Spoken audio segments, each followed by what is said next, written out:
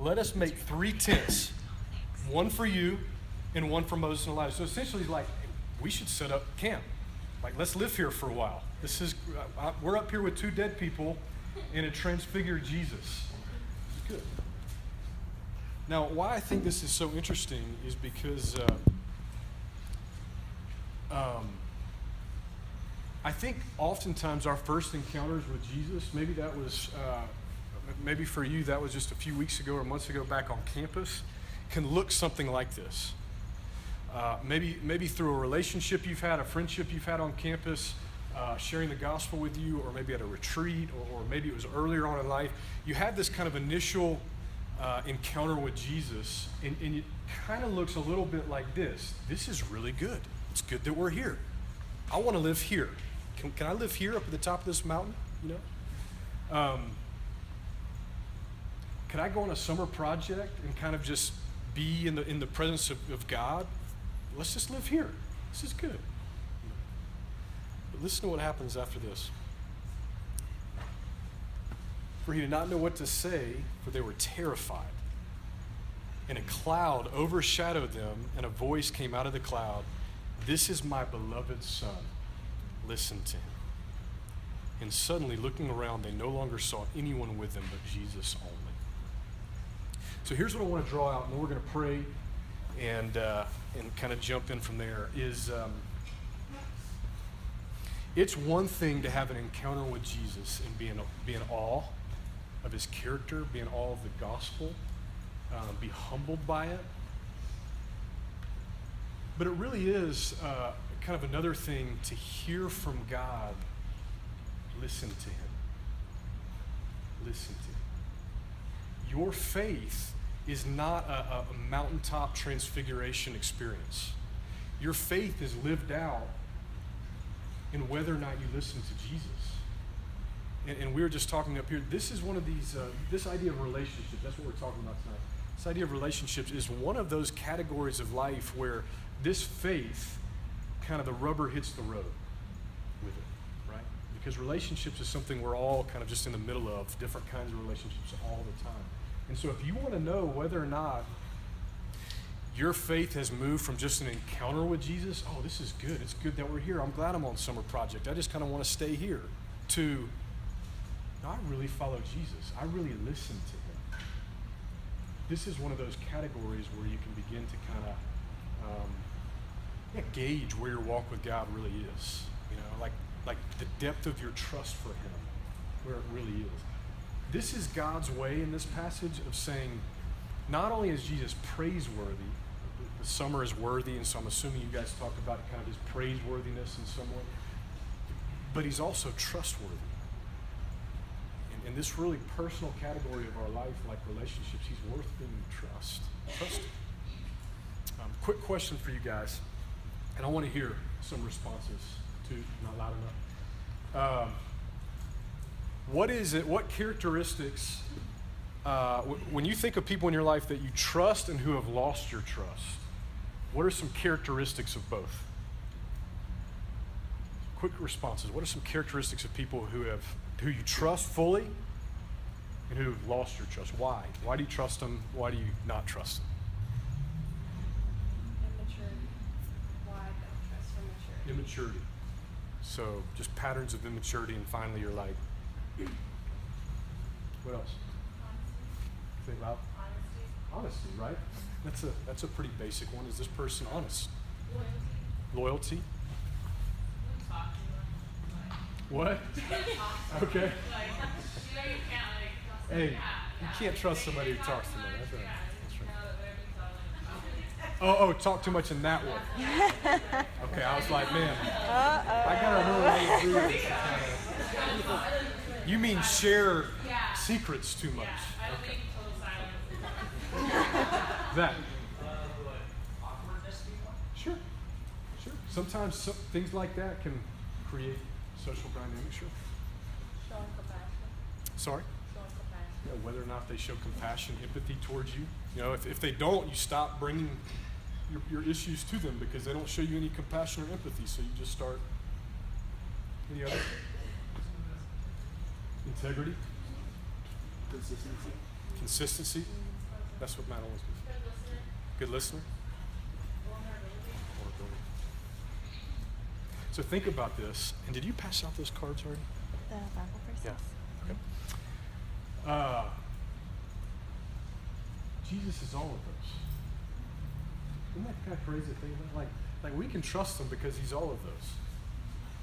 And all of the things that would cause us to lose trust, he's none of those.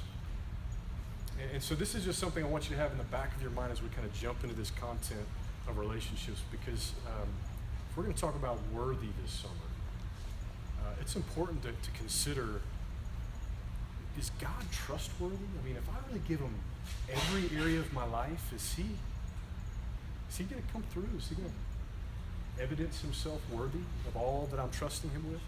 So that's where we're going to go. Maggie just told me that you should have, or at least most of you should have, a note card. Is that true? If you don't feel left out. We just ran out. So just have that and go ahead and have your finger in the Bible wherever that verse is, because we're going to say that verse. We're going to need you to read it really loudly. So we're going to spend a lot of time in God's Word. And real quick, a disclaimer about the Bible verses is our daughters wrote them, so there might be some spelling errors. I think I saw 1 John was like first John. So just kind of use your knowledge of the names of the books of the Bible. They're phonetically correct, probably. They probably are very phonetically correct. They may not be. But anyway, there might be some misspellings.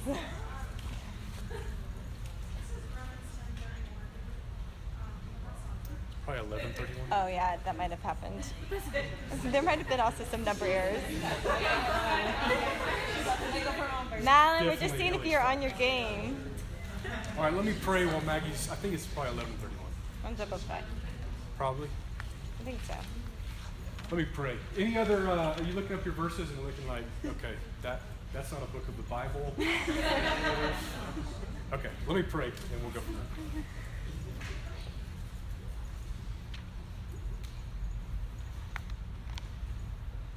God, we're grateful that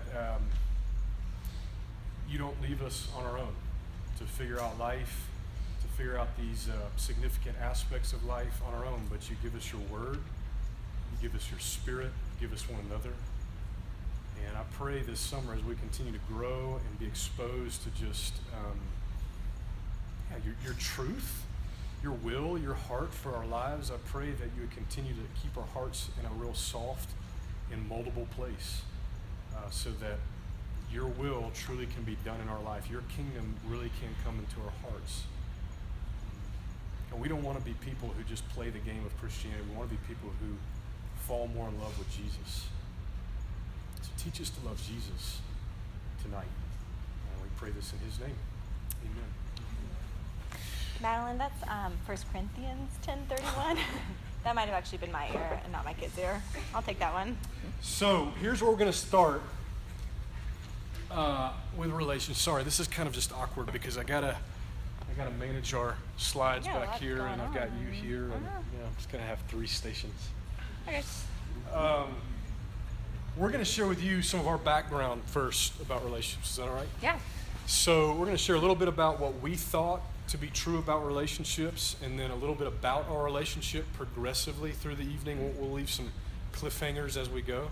Yeah. And so I'm going to let Maggie start. Just share your background, what you believe to be true about relationships. That's what we'll Do you feel awkward that I'm sitting and you're standing? No, I'm secure. Okay. All right. Okay. I'm really excited to be with you guys. I like Brett, I think I know a lot of you guys, but I'm really sorry if I haven't met all you guys, and I really want to meet you guys. So please, afterwards, make sure you introduce yourselves, and I might have to ask a couple times for your name, but bear with me. But I'm really excited to be hanging out with you guys tonight. As I was coming in, I was thinking about how you guys might be feeling coming into this time. That I know that there's a lot underneath what we're talking about, and everybody's coming in with their own stories and even their own ideas of kind of where they are right now. So anyway, I just want you to know that I've been praying for you guys. Brett and I've been praying for you guys, and wherever you are, if you're kind of curious, like, I wonder what they're going to say about relationships, or perhaps even kind of fearful, like, what is God going to speak to me about through this?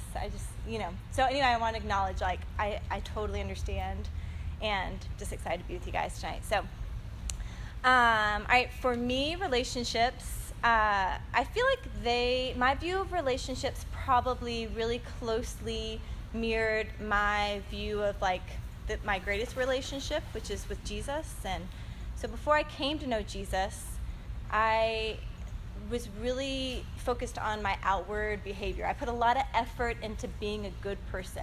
So I like did all the right things, went to church, but inwardly like knew that there was a distance. I feel like inwardly I knew that there was something missing.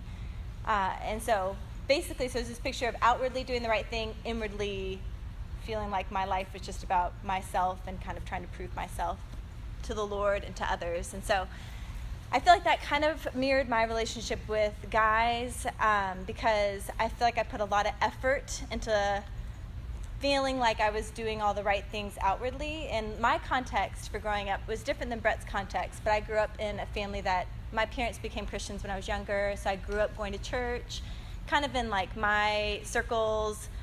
Dating was like a little bit frowned on, so I was like, oh yeah, I'm not gonna date. But in all reality, I was still wanting attention from guys and kind of putting myself out there and manipulating relationships. I was dating for all intents and purposes, but was very adamant that I did not date. So anyway, that was the kind of a paradox that I lived in. And then I went to college. I became a Christian the summer after my freshman year.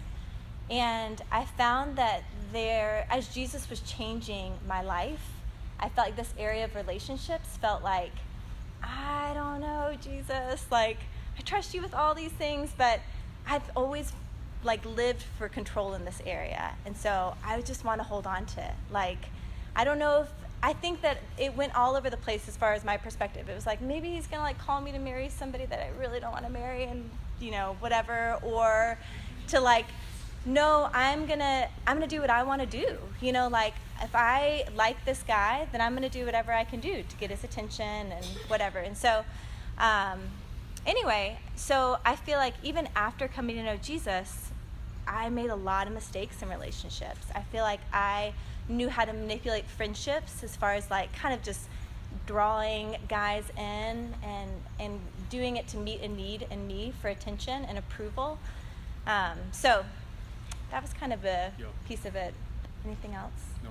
Okay. So as Maggie said, my background was totally different. I was not raised in a Christian home, and so my paradigm of relationships was self-gratification, right? So I want this, I'm going to go after this. I want to prove to myself that I can accomplish this, And so to this day, as I pull back into my hometown, we visit my folks every so often, I feel this overwhelming shame for how I lived my life in high school and even a little bit into college after I became a Christian, because my view of women was that women were a means to self-gratification, and that's how I operated until I got to college and I became a Christian. We'll tell you a little bit about a good friend of mine.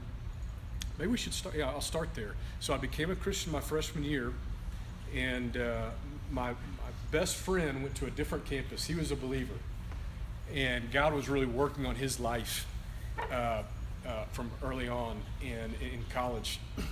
And I remember AOL instant messaging with him. And it was like just coming out. Oh yeah. And I was probably downloading some songs on Napster on my 5 gig laptop, Dell laptop. And I remember him saying this vividly. His name is Dan. Dan said, I just met this girl, and I want to date her in such a way that if she were to marry my best friend, I could stand at the wedding and be his best man without any shame, without any regrets. That's how I want to date this girl I just met. Okay. So I remember hearing that. I think I had just become a Christian, and I remember thinking, what? I had no paradigm for purity, for honoring women. I remember, but I'd become a Christian, so there was something in that statement that resonated so deeply in my soul all of a sudden. Like, I wanted that too. So anyway, we both go to college, different places. You want to pick it up from there? Yeah. Do you want to give him a chance to? I don't think we're going to have time. Okay, that's fine. So we were at different colleges. I was at a college in South Carolina. Brett was at school in Atlanta, and I went to a concert at my school, and Brett accompanied. He drove from his school up to where I went to school to go to this concert too with his best friend, and we met at a concert. And anyway, he was just kind of this guy that was a good friend of mine's best friend, and so that's kind of the punchline. That girl that he had started dating, that he wanted to treat with that level of respect and honor and purity, was Maggie. Okay. Surprise! So I go visit my best friend. I meet Maggie during our freshman year, but she is my best friend's friend, so it's like... Because I wasn't dating, remember? Yeah, that's I right. Maggie was too self-righteous to date. I was dating. I was dating. So that's how we met. So we met. And we really didn't keep in touch or anything. We didn't know each other. And then the summer after our junior year, I feel like you always tell us. Why are you not telling us? Well, because you were talking. Okay, cool. Okay. So the summer after our junior year in college, we both ended up working at a high school youth group, working as youth interns. And anyway, actually, funny story, Brett was actually dating somebody before we started working. And I would remember going into the summer and being like, phew, at least I won't be a distraction because the guy I'm working with will be dating somebody. Conveniently, Brett broke up with the girl a couple months before he started working, and so anyway, that was that. But we started working together that summer, and it was a great context to become friends in because we were seeing each other in all different kinds of areas and circumstances. I was watching Brett serve. We were working together on things, and so anyway, I was really grateful that we had a chance to kind of get to know each other in that way. Yeah. So I started to really grow an admiration for Brett. I was watching him and thinking, he is really cool. I really like him. But I wouldn't let myself like him, right? Because I was so confused about what do you do with this. She wasn't the first to feel that way. So anyway, I thought, I really think he's great. And so I just enjoyed watching who he was in front of people and watching him genuinely care and serve and love Jesus. And so we spent a lot of time together that summer. The end of the summer, we were at... So the same thing is happening with Maggie. My admiration for her is through the roof. This is the first time I've been around a woman whose heart for Jesus is the first thing you know about her. I remember just thinking, the first time we met, kind of in that capacity, we shared our stories to one another. And I remember leaving that encounter and thinking, I was really challenged. I remember thinking, Lord, I don't know who this person's going to be, if she's going to be a good friend or not a good friend or more or less, but I know that through her, you just raised the bar for the type of woman I would like to spend my life with. Just from her passion and heart for the Lord and what I knew of her at that early point, right? So the summer progresses, we're working together. So it's kind of one of those things you can imagine like an intern team. And so there's times we're working together and other times we're not, but I'm getting to kind of see her serve and care for and disciple all these young women. So as you might guess, I start liking her, right? Wouldn't you? You look at her. Stop. And towards the end of the summer, and I might be misremembering some of this, but towards the end of the summer, we take all of our student leaders to a lake and kind of celebrate the end of the summer and all this stuff with them. So we're kind of their counselors, you could say, and they're kind of having fun. And then one night, they go to bed, and I'm like, you know what? This is driving me crazy. I got to see if she's kind of feeling the same thing I'm feeling. To this point, we had just been operating as friends. So this is the end of the summer. I think we're a couple weeks away from the, going back to school for our senior year, and we are sitting at a lake on one of those little swinging chairs, and I decide I'm going to have the DTR. Do they still call it? Everybody know what a DTR is? I'm going to define the relationship talk, right? What are we? Sorry. Really, some of you didn't know that. That makes me feel... Even older. Huh? Even older. Maybe older, that's right. So we're rocking on this chair, you can imagine, kind of like this. You were going into so much detail. And I tell Maggie that we're... I start telling Maggie how much I admire her. and and probably fumbling through my words, saying something like, "Do you feel the same way?" And she did not. So we'll leave it there and we'll come back to it a little bit later. But that was the end. For the summer, that was the end. It was over. I was a little bit confused, just to clarify. I feel like everybody's going to be wondering, what was she thinking? I was just a little confused. So we'll come back. Let's talk, so. That's right. We'll pause there. Yeah. We'll come back to it from there. What we want to talk about is relationships tonight. And when I think about what qualifies us to talk about relationships, there's not a whole lot. We're not experts. We definitely didn't do it right or do it in a way that we didn't have any regrets. But we have been working with college students. This will be our 15th year working with college students. And over that time frame, we've gotten to see a lot of cool stuff. We've gotten to see a lot of amazing relationships form. We've gotten to be a part of that. This is our resume for what qualifies us. Is we've gotten to be a part of a lot of. Well, we've been married for a long time, so that qualifies. Oh yeah, that's the end of the story. Sorry, spoiled it. But this is what qualifies us. We've gotten to see some amazing relationships form. We've gotten to be at the center of a lot of marriages. You probably recognize some of these people. There's Rhino and Alicia and Chuck and Lindsay and Dayton and Hope, and there's young Mike Parrott. You guys recognize Cam and some other friends that you may or may not know. And so these are some pictures. Not only that, but our daughters have gotten some experience as well. Flower Girl, overwhelmed Flower Girl numerous times. And so our family, what I'm trying to say is this, is our family, by the grace of God, has gotten to see him move in these messy 18-year-old lives to then one day in the next 5, 6, 7, 8, 9, 10 years, however long it takes, to see them at an altar with their husband or their wife and get to see God do something really beautiful in bringing two people together. We've also seen the reverse. We've also seen just as many people make terrible decisions and enter into really bad dynamics and some suffering the consequences of it to this day.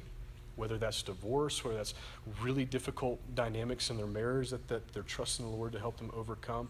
So what qualifies us to give a talk like this is just that we've seen it happen over and over and over and over and over. And over time we start realizing, you start seeing some of the similarities within the people that really are pursuing the Lord and doing it right, you could say. So here are our goals for this time. I don't remember what we have in the notebooks. Do we have goals on there? Okay. Here are our goals for this time. We want to remind you that our aim, our goal collectively, is to honor the Lord with every aspect of our life. Every aspect of our life, He's worthy. He's worthy. So let's look at a couple passages. Who has Galatians 2:20? Go ahead, Courtney. I've been crucified with Christ. It is no longer I who live, but Christ who lives in me. In the life I now live in the flesh, I live by faith in the Son of God who loved me and gave himself for me. Yeah. Really powerful passage and reminder that our life is not our own anymore. We don't make our own decisions. We offer our decisions to the Lord and listen. Just what we read in Mark 9, we listen to Him. Listen to Him. And then Madeline, I think your passage was next. What did we decide it was? 1 Corinthians 10:31. Yeah.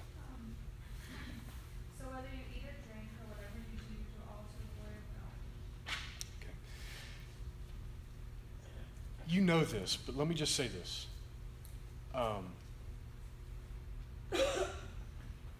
Listening to Jesus for a believer is not an option. I mean, we make it into an option, right, in our flesh, but it's not an option. He's our King. He's our Lord. And this summer and as your life continues, as God brings areas before you that He wants your obedience in, this isn't a matter of like this king trying to impose his values on. This is our loving Father trying to direct us into the best way to live life abundantly. So we should have a posture of just willing surrender and obedience and submission to our King. All right, Maggie, you got the next one. Yeah, our next goal is to help you see, believe that God's ways are not begrudging, but beautiful and beneficial. So they're always best. No matter what culture tells us, his ways are always best. I was thinking about that actually today because I feel like, looking out our window and walking around, and I'm sure you guys saw it a lot this weekend, but even with like the Pride weekend going on, in Denver is just the sense of like, God's ways are good, and I think watching people take sexuality and try to make it whatever they want it to be was such a reminder of like, God, teach us your ways. Teach us these things that you have created and that you have good for us in. A couple passages that can help us understand this better is, one is 2 Samuel 12, 7 through 9, whoever has that, but a little context before it, because the passage starts a little bit like startling. You're going to hear like, you are the man, which is, it's not like you're the man. It's a different kind of you're the man. But the context is that King David, has just fallen into major sin with Bathsheba and committed adultery. And then on top of that, decided that he was going to have Bathsheba's husband killed so that he could feel better about himself, and is trying to kind of get away with it. So this passage picks up with a dialogue between David and Nathan. And Nathan was a prophet. And so it's interesting to think about, like, what was happening? Why did somebody like King David, who like slayed Goliath and all these things and had like a heart, that was after God, what happened here? And I think going back to even what we were talking about of God's character in this, Dayton talked about it a lot last night too, is David has just forgotten who God was towards him. And this passage kind of helps David remember it and is a good reminder for us. So does anybody have the 2 Samuel passage? Thanks. And then Nathan said to David, "You are the man. This is what the Lord, the God of Israel, says. I anointed you king over Israel, and I delivered you from the hand of Saul, and gave you your master's house to you, and your master's wives into your arms. I gave you all Israel and Judah, and if all this had been too little, I would have given you more. Why do you despise the word of the Lord by doing what is evil in his eyes? You struck down Uriah and Hittite with the sword, and took his wife to be your own, and killed him with the sword of Ammonites." Thanks. I feel like this is such a good passage that God is not a miserly God. Like, he's not withholding. Like, think about what he says. Like, if this was not enough, I would have given you more. Like, God is not this God that's withholding these good things from us. Another passage that helps us see that is in Psalm 16:11. Does anybody have that? Thanks. You make known to me the path of life. You will fill me with joy in your presence, with eternal pleasures at your right hand. Yeah, that's awesome. The eternal pleasures at your right hand. So this is our God. You filled me with joy in your presence, the eternal pleasures. So that's our second one, is to help us believe this. So our goal so far to honor the Lord with every aspect of our life, which is a lifelong pursuit, right? But these type of opportunities this summer, these type of talks give us opportunities to start that process, continue that process, whatever. Secondly, to help you see and believe that God's ways are not begrudging. They're good. They're really good. And then third, to see and understand the glories and the dangers of relationships. It's a goal tonight. The glories and the dangers of relationships. Relationships are a lot like fire, all right? In certain contexts, fire is great, right? Provides warmth, cooks your hot dogs. It provides kind of that peaceful atmosphere, right? Fire is good. In other contexts, fire is devastating. And relationships are exactly like that. You think about it, relationships reflect all of the goodness of God's original design. You get to be known. You get to be loved. You have the opportunity to serve someone else.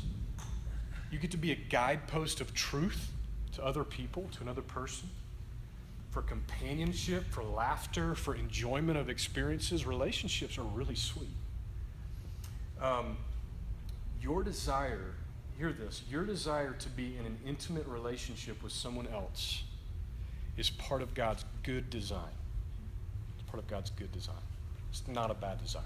It's not an evil desire. It's a beautiful desire. It's a divine desire. Okay? But relationships can be dangerous. Because of the fall, Satan, the prince of the air, the spirit that is now at work in the sons of disobedience, as Ephesians 2, twists and influences the world's norms. And his aim, if you look at John 10, his aim is always to steal and kill and destroy. Okay? So Satan gets his hand on something like relationships and starts twisting the way we understand it, twisting the way we do it. And what results, what we'll see in a little bit, is that devastation, just like fire, devastation. So this is a critical topic. And I don't have to even probably get a show of hands to ask how many of you are still being negatively affected by a failed relationship. Whether one of your own or your parents or somebody around you, how many of you right now are still being affected by a failed relationship? So that we don't have to go very far to know how dangerous these things can be. It's really important that we understand them. It's been good time not just listening to Taylor Swift songs about relationships, but actually thinking about relationships. I spend a lot of time listening to Taylor Swift songs about relationships. So, where we want to go with our first part is what we're going to call deconstructing the world's way. This is kind of where we're going to head. All right? Here's a picture of a decrepit house. I know I'm standing right in front of it. Hopefully you can see it. Oftentimes when you are thinking about construction and you run into something that's in decrepit shape, your best bet is not to try to fix it. Your best bet is just to knock it over and start over, right? So what we're wanting to evidence to you tonight is that in many ways the world's view of relationships is like a decrepit house. Like a decrepit house. And what we want to do is deconstruct that house. We want to level it. And then what we're going to do the second part of the night is we're going to start building a framework back up. Laying another foundation, building a framework that's based on biblical principles to hopefully help you from there make wise decisions about relationships. Okay? So, a question I think you might have on your sheets there is, are you even aware of the world's lies? Okay? Are you even aware of the world's lies? The way we're going to try to deconstruct this house is by exposing the lies behind the way the world does relationships. The challenge, though, for us, and this is where it's going to where it's going to, what's the word on it? It might step on some toes, is that we're like fish in water. We don't even realize the culture we swim in when it comes to relationships. It's all around us. It's all we know. It's on every television show. It's how our friends do it. So for us, to kind of remove ourselves from that water and get an idea about these kind of cultural paradigms of relationships is going to feel like this is challenging stuff. So just to kind of warn you there. But another thing you should be considering is how much time have you spent considering this category? Okay? I'm not going to ask for like the number of minutes or hours, but how much time have you really spent thinking about, Lord, how should I think about relationships? How would you have me be in relationship with other people? And the reality for many of us is that we haven't spent much time at all thinking about that, or reading about that, or praying about that, or considering that. So again, we're just trying to get things rolling today. The challenge is that we find warnings like this in Proverbs 14:12. Anybody have Proverbs 14:12? You have it, Bria? There is a way that seems right to man, but its end is the way to death. There is a way that seems right to man, but its end leads to death. What's the warning we should take? What's a warning we should take from that proverb? We should critically think about relationships. By not thinking, just assuming there's a way that's correct, it could lead to death. So, we're going to try to expose some lies. I think I said that.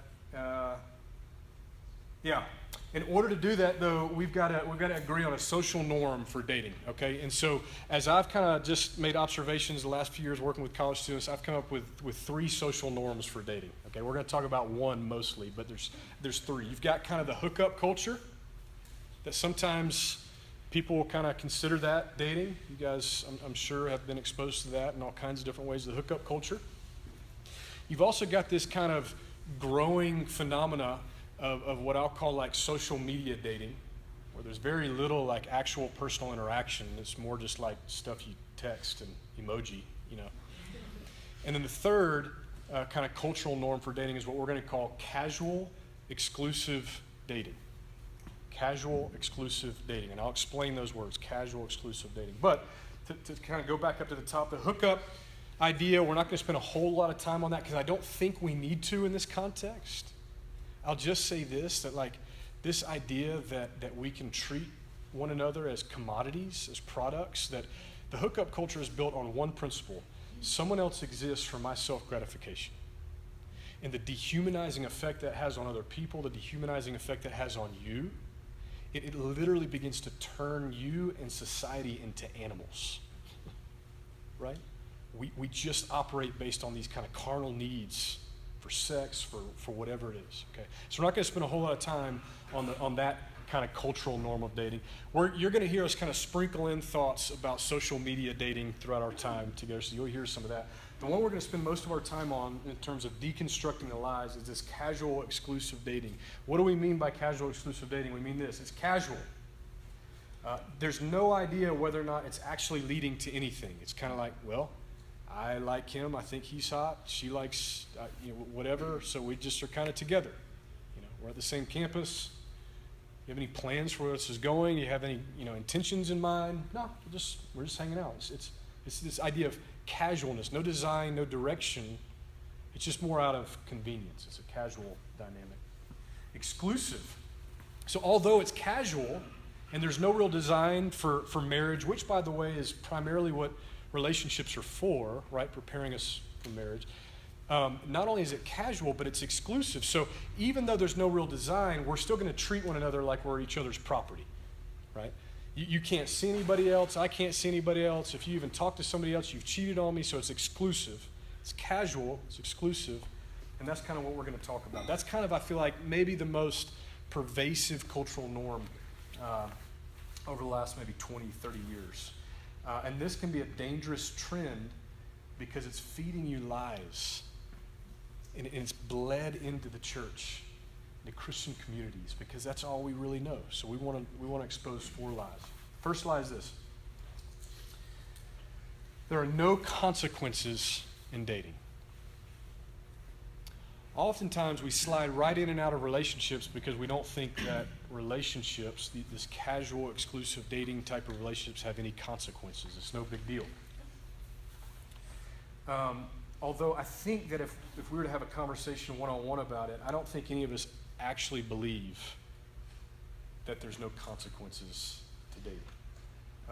Hurt, corrosion of trust, the loss of time that you could be giving to other things or other people that you're investing into one person, guilt and shame for how you treated that person or how you treat others that over time begins to stack up and weigh you down. Guilt or shame for how you allowed others to treat you. This type of dating has consequences. It's this idea that we're not really married, but we act like it. And what happens when you're in that kind of a context is that you're opening the door to all kinds of, all types of like vulnerability, but there's no foundation of commitment and trust. So you're giving yourself away to this person emotionally, you're giving yourself away to this person physically, with your intimacy, with your time, with your resources, but there's no foundation of trust. So when that relationship's over, what was all this that we gave to one another? And that always results in compounding hurt. An illustration I've used in the past, sometimes it's helpful, is that in many ways, usually I have it in front of me. I have 2 different colors of Play-Doh, right? Like neon green and purple. Those seem to be our daughter's favorite often. And so imagine this type of relationship. These 2 pieces of Play-Doh they join lives for a season. Casual, exclusive dating. Now, if you remember your Play-Doh days, or if you've been around children, what happens after you've kind of smushed Play-Doh together and you try to pull it apart? Play-Doh is not the same color anymore, right? Parts of the purple Play-Doh are in the neon green Play-Doh. Parts of the neon green Play-Doh are in the purple. And it doesn't matter how much you try to pick them out and put them in that, they're just there. They're lost. They're given away. And we're going to come back to this theme throughout the whole time, but I'll do it now just because it's necessary to do it. Our God is in the business of redemption. So it doesn't matter how much of your Play-Doh you've given away. By His grace, He can redeem all of it. But it's given away. And there's pain attached to that. There's less of you to give to the person that God actually has designed for you to spend the rest of your life because you've given parts of that to other people. Can God redeem? Is God gracious? He loves to redeem. But that's a reality. There's consequences associated with that. So that's the first lie, to not believe that we can just kind of float in and out, kind of do what we want to do whatever we feel like doing. This is a big deal. This is a big deal. There are consequences involved. So that's the first lie. Maggie's going to do the second. Yeah, second lie is that relationship equals happiness and contentment.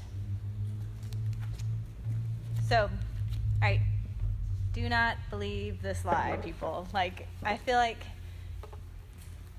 it's very evident, and I can look back on my life, but how do we know that we're believing this lie, that relationship equals happiness and contentment? It's because we're spending so much time and thought and emotions on trying to figure out relationship or get in relationship.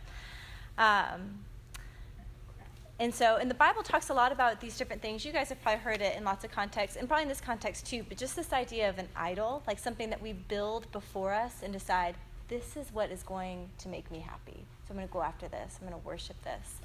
And oftentimes we worship relationships, like I said, with how much time, with our energy, with our emotions and our heart. And this is, I remember hearing this as a single person, and I can tell you it's very true, but if you are discontent as a single person, then you will be discontent as a married person. Because contentment is not about a vertical relationship or a horizontal relationship. It's about our vertical relationship with God. And so contentment doesn't just happen when you get married, and discontentment doesn't run out the window when you get married. It continues. You just find new things to be discontent about. And so we really need to get down to the heart of what is eating at our contentment. There's a passage, and I remember hearing this passage in college and thinking, oh, okay. And then I remember coming back to it after I was married and thinking, man, this is true. It's really true. It's whoever has the 1 Corinthians 7:20, there's a couple verses. So chapter 7, verse 20, 27, 32. Does anybody have that one? Yeah.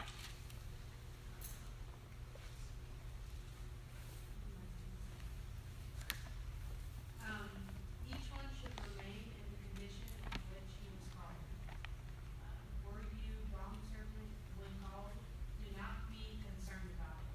But if you can gain your freedom, avail yourself of the opportunity.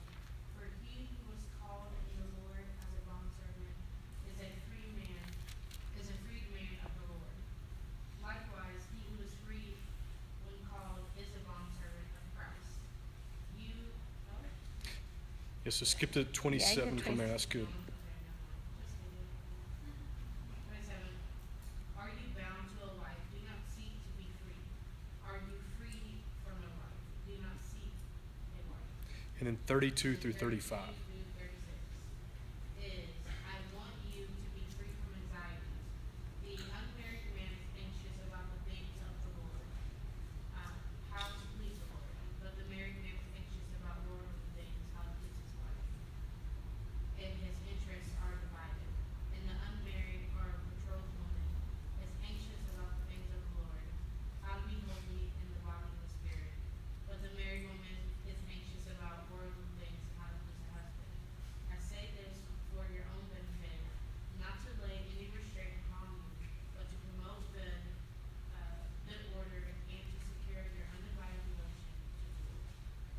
That was a lot of verses.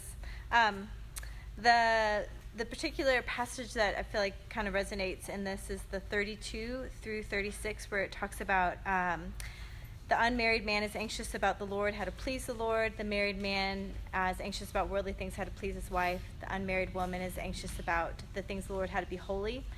And so basically, Paul's kind of laying out, when you are single, you have this very unique opportunity to have this kind of undivided devotion to the Lord. And it doesn't mean that when you get married, like, that your love for the Lord diminishes. Hopefully it will, like, grow into new ways. But there is this unique season where you really get to focus on Jesus. Like, you guys, this is you and Jesus in this season.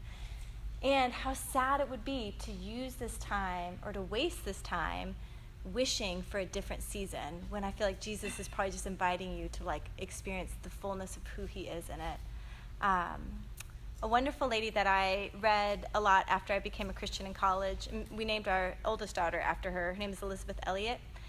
And she, reading her book, she has a book called Passion and Purity. We might have it in the library. But reading her work was the first time that I thought, it, like, shifted my perspective on singleness. She talked about singleness as being a gift.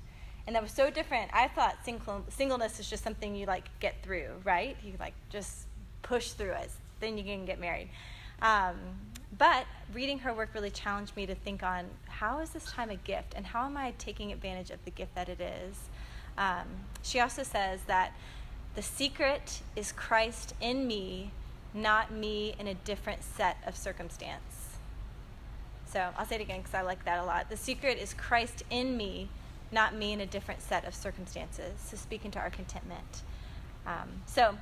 Yeah, and the tricky thing about this, honestly, is that there is truth to this lie, right? That relationship equals happiness and contentment.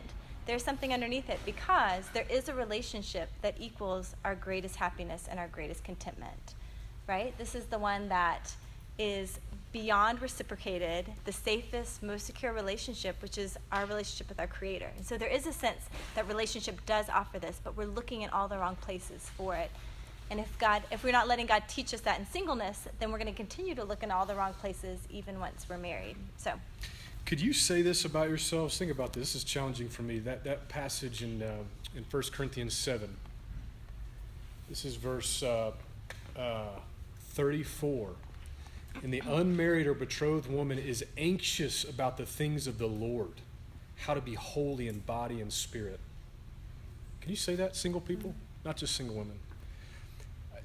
The reason I say this is because, to get real with you for just a little bit, there's this kind of fun dynamic of, like, obviously we just have these natural desires, and so you see somebody of the opposite sex and they get your attention, right? And so that, there's kind of this fun dynamic of whatever, the crush, whatever, if you want to call it that, the attraction, right?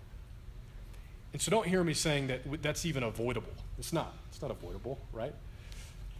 What is avoidable is what happens after that. We're going to talk about this more. The anxiety attached to this dynamic moving forward, where it's like, where this guy is in the room, even if you're not even, like, super conscious of it. You're just aware that, oh, he's over in the corner, I'm over here, and guys do the same thing. She's over there. So what can I do to kind of posture myself to be seen or known by them more? I mean, this happens, right? People are laughing, so I know it happens, right? But could we be people? Could we pursue to be people that verse could be true of us, that we're actually anxious about our own holiness? And I don't think he's referring to anxiety there in a negative sense, but that what concerns us most isn't, am I in the right place in the room to be noticed by this person? I'll trust you with that, Lord, in your timing. I just want to be like you. And yeah, there's times where I'm giggly because I like somebody or I'm attracted to somebody. I'm not talking about that. And I know guys do it too. So when I say guys, I've seen giggly guys do it too. Girls, so I'm not just talking about you. I don't want you to think I'm coming down on you. But what I'm talking about is what we're focusing our energies and efforts on for the season that God's given us of singleness. Can we just pursue to be a people that are anxious for our own holiness, for more of Jesus? So anyway, you're going to do the next one. You want me to start it? Yeah. All right, the third lie is that dating will prepare me for marriage. and this is not true. It's not true if it's done incorrectly. Yeah, make sure you hear Done that. incorrectly. Make sure you hear that. If dating's done incorrectly, Yes. it will not prepare you for marriage. Yes. Yeah, that's good. And I mean, you guys know the marriage statistics. They speak for themselves. If you can imagine, for every 2 couples that are driving to the church or the justice at the peace, whatever, to get married, there's 1 couple that's driving separately to a lawyer to get a divorce. Statistically, this last year there was 2 million new marriages-ish, and there was about 800,000 divorces-ish. So you can imagine them almost passing each other in the street. One's going to the church together, holding hands. The other 2 are going to their different lawyers. That's what's happening in our culture. Yeah. So this statistic is telling us a lot of things. One of the things that it's mostly telling us is that we're doing something wrong, right? Like, this is not good. And it's not good because it is the pulling apart of 2 people that are coming into a covenant, but it's also the wrecking of families. And you guys have experienced that. Probably a lot of you guys come from broken homes and have felt that pain. And so we need to feel the weight of this, that even if like all these lies don't resonate, like let the statistics halt you that something's not right. Like the way that we've been taught to do relationships is not working very well. So Yeah, and a way to think about this is if your dating is motivated by selfish desires, self-fulfilling, self-gratification, this desperate need for companionship, for physical intimacy, for security, for acceptance, if those are what's motivating your dating relationships, then it cannot be preparing you for marriage. Because marriage is built on selflessness and sacrifice, most fundamentally. So if selfishness is driving your relationship, by default, it cannot be preparing you for a godly marriage, which needs to be built on selflessness, not selfishness. Makes sense? this is so true. I think about this sometimes because Brett and I, we've had many conversations where people in our family, just that people kind of have this idea that culture's told us of like, oh, well, it's really important that you guys live together so that you can kind of see if you're compatible and you can get along, and then you can know if you should get married. You know, that's a very predominant thought. In fact, Keller has a lot on that, of like how many people are choosing to forego getting married and just living together. But this is the problem, right? That choice to live together is basically based on, if you will continue to make me happy, then I can stay living with you. But if you don't, then it's probably not going to work out. And so this is just what Brett was talking about, that if our primary motivation in relationship is selfish, then it won't work. That's never how God designed relationship, because we can look ultimately to our relationship with Him, who gave Himself for us, to know that it won't work that way. It will never work that way. In other words, we need something better to prepare us for marriage. We need something more biblical to prepare us for marriage. The fourth lie, the last thing we'll hit on, and we'll take a little bit of a break, is that two Christians make a godly relationship. Or another way I hear it phrased is that two dating Christians make it God's will. And man, I so empathize with this. When I became a Christian at 18, and I remember the first time I actually was attracted to somebody and was drawn to their love for Jesus, you just instantly think, this was meant to be, right? This is what it was supposed to. I'm a new Christian. That person's a Christian. It was meant to be that we're together. Christian, God's will. That's unfortunately not true.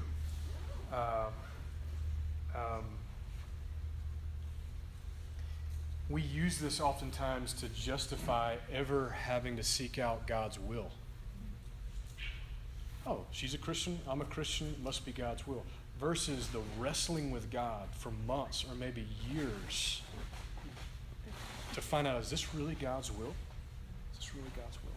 So instead of seeking God, we use God. We use kind of the God card. We use the Christian card to say, well, it must be God's will because that person's a Christian too. These kind of relationships that are built on this, I'm a Christian, she's a Christian, this must be a good thing, can be very dangerous, especially in kind of the Christian culture, because they claim to reflect Christ, but they don't. You think about that. They claim to reflect Christ. Oh, think about your unbelieving friends. Oh, those two people are Christians. That must be what it's supposed to look like. But yet, maybe there's still tons of sexual sin, tons of impurity. And so you're claiming as Christians to reflect Christ to your campus, to people around you, but it's not reflecting Christ at all. I see this all the time in sleepovers. These couples isolating themselves from the rest of the body of Christ because, maybe because of shame or because they don't want other people to kind of speak into their relationship anyway. An unfounded ownership over one another. I see this a lot. Like, you're not married, but you think that you kind of own that person and they kind of own you, and so you kind of treat one another that way. And where I see it maybe most acutely is hindrances in one another's growth. We just read it in 1 Corinthians 7. When you enter into a relationship, you will be divided. You will be divided. It can no longer just be about you and Jesus. Yeah, I heard that too. Y'all hear some heads turning like a gunshot out there. It can't just be about Jesus anymore. There's another person as a part of it. So to invite that into your walk with God at a really early stage can often be really detrimental to your growth because it wasn't God's timing perhaps. And so those are some lies. Here's what we want to do.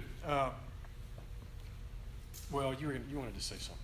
Yeah, I feel, I always feel like by this point it feels really weighty. Like a lot of these lies we have like bought in hook, line, and sinker, and so I think that that I can imagine, even for me, reflecting on like my past as we're even talking about this stuff, there's this like shame and guilt that's kind of that creep in, and anyway, I can imagine that maybe some of you guys are kind of feeling the weight of that. And I think about a passage in Colossians, and Paul talks about how Christ has taken what has put us to shame, and he has put it to shame by nailing it on the cross. And I think of like, that is really powerful. I feel like for this one this area of relationship that means so much, and that we feel like the weight of when we screw up and how much we want, good in it, and to think that like those things that we have done and that have been done to us that can bring guilt and shame, that Jesus has paid for them. That like now he puts them to shame because he took them on himself and he died for them. And so I just want to just say those words over you guys and pray that God would be speaking that to you too, even as we move forward from here, that his grace would be like flowing into all those crevices in you guys' hearts and paths. And so what we hoped happened just in this part one, this was our design, so if you're feeling some of this, then don't feel bad. What we hope has happened to your view of this kind of form of dating, this casual, exclusive dating, is, remember we talked about the decrepit house? We kind of hope something like, let's see if it works, something like that's happening, right? yeah, we just, we've just seen the wreckage in so many people's lives and sat in living rooms with young couples who are in tears. Our hope, unabashedly, is to help rewire your brain in how you think about dating, because our culture is distorting, I think, how we think God would have us date. So what we're going to do is take about a 5-minute break. If you use the bathroom, stretch out, get something else, and then we're going to start back up at 9:12. 9:12, and we're going to go into part